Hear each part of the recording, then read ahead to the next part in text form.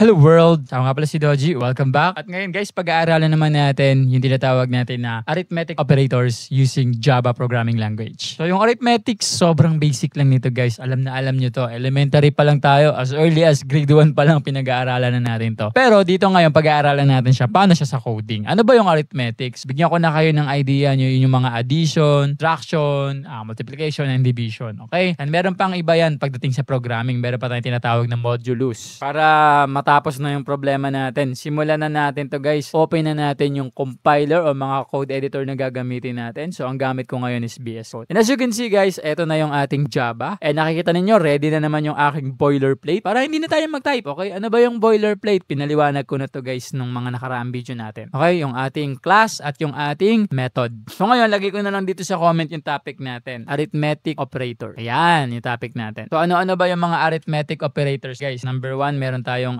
addition, subtraction, multiplication, division, and meron pang isa guys sa programming, meron tinatawag na modulus. O kumbaga, ito ay parang remainder. Yan, tandaan nyo yung word na remainder. Mamaya maintindihan niyo kung ano yan. Okay, so ngayon, simulan na natin. Paano ba tayo nag-a-add, nag-multiply, nag-minus, nag-divide sa coding guys? So ganito yan. So dahil gagawa tayo ng arithmetics, o kaya, sabihin na lang natin, for example, gagawa tayo ng operation, kumbaga. So meron tayong dalawang involved. Ano yon? Dalawang number, okay? Hindi naman pwede na isang number lang. Kunyari, number 1. 1 plus. Ganun lang ba yon? Hindi, di ba? Di ba dapat dalawang number yon? 1 plus 1. So meron tayong dalawang variable. So ano sila? String ba sila? Boolean ba? O integer? So integer yon guys kasi number. So magde-declare ako ng integer na variable. Yung unang variable, sabihin natin siya ay si number 1. Num1. Ayan, napaka-nostalgic nito sa mga first year, mga freshman. Integer variable na ang pangalan ay num1. Ang value niya is 10. And then, end of the statement. Nakita ninyo guys, ang kaibahan ng integer at ng string, kapag ka-string yung ating data, nilalagay natin sa ganito, o double quote. Pero kapag ka hindi naman, nyari, integer, hindi na natin yan ilalagay guys sa string, okay? Or sa double quote. So, lalagay mo lang mismo yung number, yan, goods na yan. So, ito yung unang variable natin. Yung unang number natin, integer, ang pangalan ng variable ay num1, ang kanyang value ay 10. And dahil gagawa tayo ng operations guys, so dapat dalawa yung ating integer. So isa pang integer tayo dito, si num2 naman. Ang value niya ay 5 naman. And then end of the statement. Ngayon na na-declare na natin yung dalawang variable natin. Si num1 na may value na 10 at si num2 na may value na 5. So pwede na natin simulan yung pag-aaral ng arithmetic operators. For example, unahin natin yung addition. Paano natin makikita yung result? Diba, isi-system out natin. Okay? System.out.print. Kaya yan. Then parenthesis, end of the statement. Para makita natin yung value, kung addition yung unahin natin, kailangan natin i-system out, diba? So, pwede natin gawin yung ganitong approach, guys. Pwedeng i-mention mo dito yung 10 plus 5. So, pwede yan. Pag niran ko to, makukuha natin yung sagot na 15. Yan, nakuha ninyo. Pero, ang best practice nga is kailangan yung data hindi pa kalat-kalat. Dapat nakalagay siya sa variable. So, ang pwede natin gawin dyan, guys, is pwede natin ipag-plus yung num1 plus num2. So, pag niran natin to, makukuha pa rin natin yung 15. Bakit? Kasi yung value nila di naman nagbago, diba? 10 plus 5 pa din. Okay, so pwede itong approach na to. Pero meron na akong ipapakita sa inyong approach na mas maganda. Guys, sa tingin ninyo, deserve ba ng channel na to na mas-subscribe? If oo, sana mag-subscribe kayo sa amin kasi almost 70% ng mga nanonood sa channel na to is hindi nakasubscribe. So malaking tulong po sa amin kapag ka nag-subscribe kayo kasi nabuboost yung aming motivation na magpatuloy sa paggawa ng mga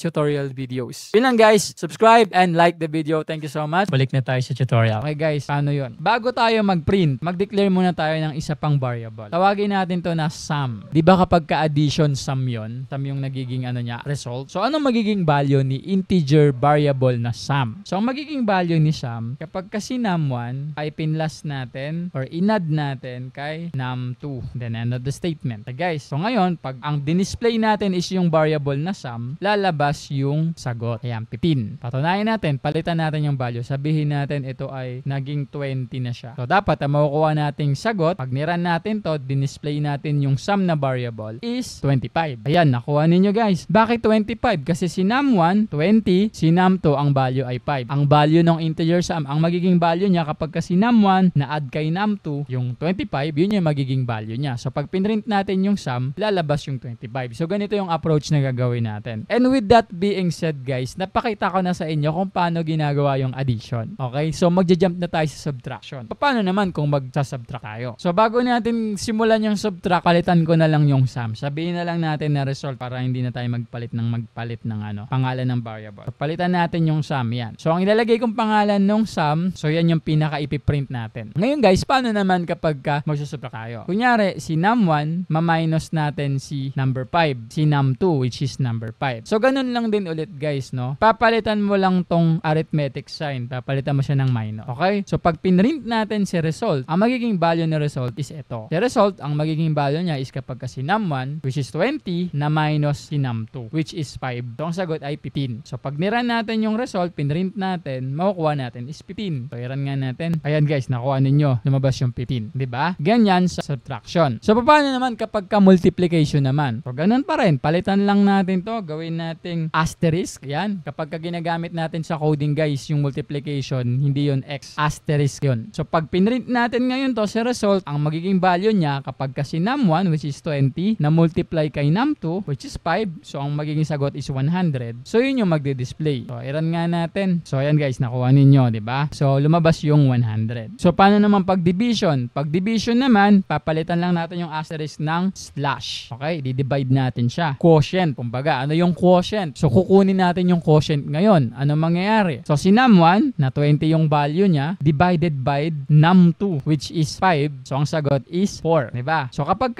pinrint natin yung variable na result, makukuha nating sagot is 4. Bakit? Ano ba yung value ni result? Ito. Ang value niya kapag si num1 na divide kay num2. So 20 divided by 5 is equals to 4. So pag niran natin to, makakuha tayo ng 4 na sagot. Ayan, nakuha niyo. Ganun lang siya kasimple guys. Ngayon guys, meron pang isa. Yung tinatawag natin na modulus. Naintindihan namin yung struggle watching videos. Alam namin na mahirap yung mag-backward and forward. Tapos ipopost mo pa kapag kailangan mong kopyahin yung code. Kaya naman guys, gumawa kami ng PDF notes kung saan doon namin nilagay yung mga topic, yung mga code example, yung mga explanations. So ang masasabi ko lang guys is mas advanced pa yon kumpara sa mga topic natin dito. And soon enough, maglalagay kami doon sa PDF ng mga link ng mga unlisted videos. Pag sinabi nating unlisted videos guys, ito yung mga tutorial na hindi namin pinablik. You can only access them kapag meron kang link. So if you're interested guys, andyan yung link sa baba. And if you're going to ask me, is it worth it? Of course, it's worth it. Balik na tayo sa tutorials. So ano naman yung modulus guys? So pag sinabi natin guys na modulus, nakikita ninyo yung notes natin. Ang kinukuha niya is remainder. Okay? Pinapakita niya sa'yo, hindi yung quotient, yung remainder. For example, papalitan ko yung value ni number 1. Sabihin natin na yung value ni number 1 is 10. Tapos si number 5 is 3. Ayan. Ngayon guys, ano yung symbol na ginagamit kapag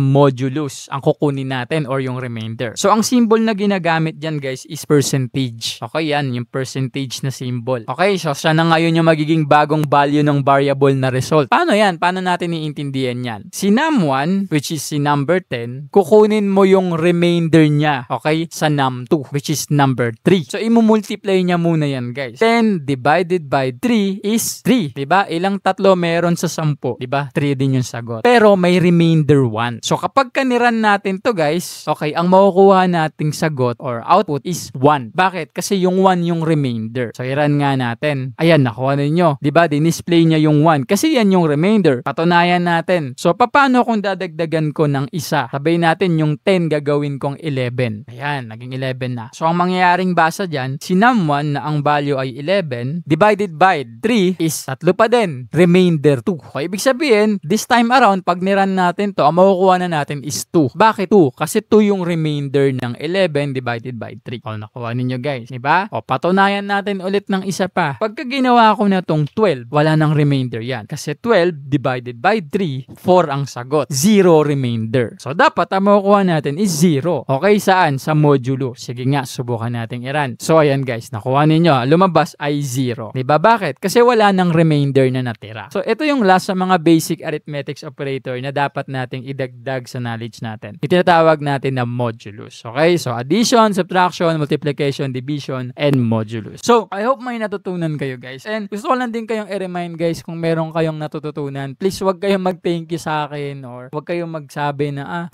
thank you idol. Ayoko nang ganun guys. Pinakamaganda guys is mag-comment na lang kayo ng salamat sa Diyos or thank God. Kasi gusto ko kayong i-remind na kung mayroon man tayo naiintindihan, kung mayroon tayong nauunawaan or karunungan or kaalaman, lagi natin tatandaan na yung karunungan, yung unawa ginagawa at yung kaalaman, yun ay galing sa Diyos. Okay? So, yun lang naman yung gusto kong i-remind sa inyo. And then again, I hope may natutunan kayo. And if you do guys, please don't forget to subscribe. Sana mag-subscribe kayo sa YouTube namin kasi almost 70% ng mga nanonood sa channel na to is hindi nakasubscribe. So, malaking tulong po sa amin kapag ka nag-subscribe kayo kasi nabuboost yung aming motivation na magpatuloy sa paggawa ng mga tutorial videos. Yun lang guys, subscribe and like the video. Thank you so much. See you on my next tutorial.